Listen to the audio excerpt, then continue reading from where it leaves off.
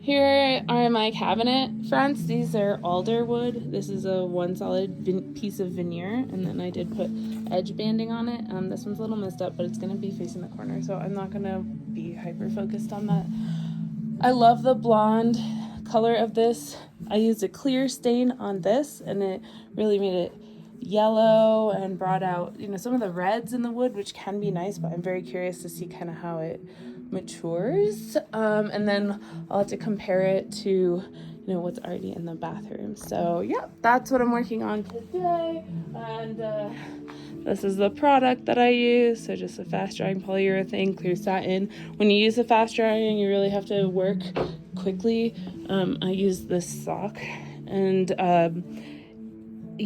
any deposits will add up and sort of make a blotch, like this exact thing, but would happen on the wood even with a clear stain. So it definitely, I noticed how quickly it was drying. But yeah, before I do the other two, I just want to make sure I like this. So that's my project for today.